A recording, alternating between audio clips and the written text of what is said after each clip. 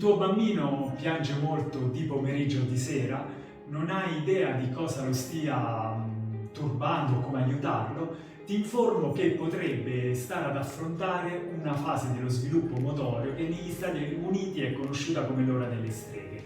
Da noi è più comune come la fase delle colichette.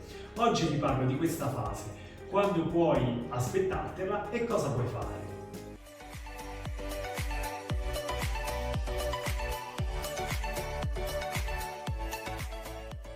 Mi presento, io sono Marco Roselli, un osteopata pediatrico, mi trovate anche su Instagram scrivendo marco.roselli_osteopata, seguo e tratto molti bambini sin dai primissimi giorni e come faccio con i loro genitori oggi vi descrivo cosa può accadere al vostro bambino intorno al primo mese fino al terzo-quinto mese. La fascia oraria compresa tra le 17 e la mezzanotte circa potrebbe verificarsi un pianto inaspettato, senza nessun motivo particolare e non è facile tranquillizzare il vostro bambino.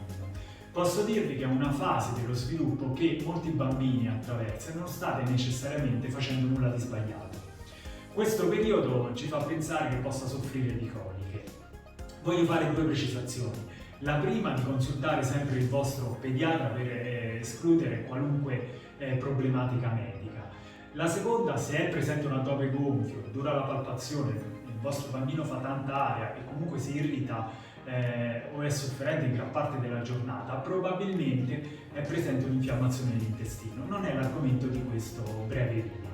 Le streghe riguardano una fascia oraria serale probabilmente associata ad una stanchezza del bambino che si trova in un periodo di sviluppo molto importante in cui è letteralmente bombardato da molti stimoli e la sua capacità di consolarsi, addormentarsi non è ancora abbastanza matura. Cosa potete fare se vi trovate in questa situazione? Mamme, provate ad offrire il seno, rimane sempre il modo migliore per calmarlo.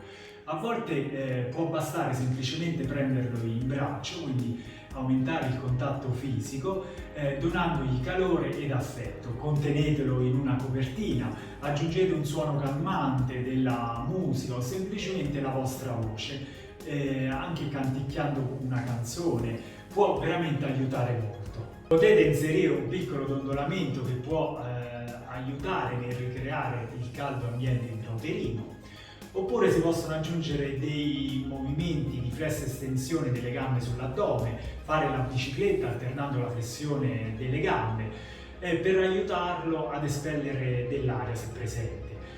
Non sarà facilissimo in questa fase perché il bambino sta piangendo ed è irritato, ma ne parleremo in un video specifico appunto per le colichette. Un altro suggerimento è di ridurre gli stimoli a cui è sottoposto il vostro bambino. Stimoli sonori, uditivi, rumori, soprattutto se ci sono altre persone nella casa, parenti, amici, ma anche stimoli visivi. Quindi riducete questi stimoli soprattutto in prossimità di queste ore. Terzo suggerimento, è molto utile spesso creare una routine, ovvero pianificare il pomeriggio e la sera, in modo che i vari eventi si ripetano nello stesso orario. Questo aiuterà nel prevedere cosa accadrà e destabilizzerà di meno il vostro piccolo.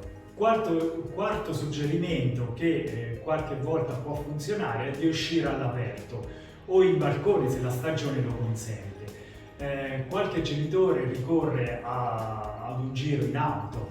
L'importante è che la variazione netta di un ambiente può aiutare a raggiungere lo scopo di calmare il vostro bambino. Continuate a mantenere la strategia calmante anche quando siete riusciti nel vostro intento, per ridurre la possibilità che possa irritarsi nuovamente.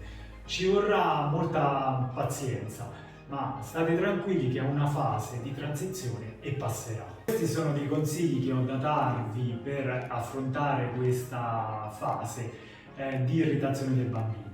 Scrivetemi nei commenti come affrontate l'ora delle streghe se il vostro bambino la sta attraversando, sarà sicuramente di aiuto per altri genitori e altri bambini. Io vi invito sempre ad iscrivervi al canale e a lasciare un mi piace, per me è molto importante per continuare in questo progetto. Al prossimo video!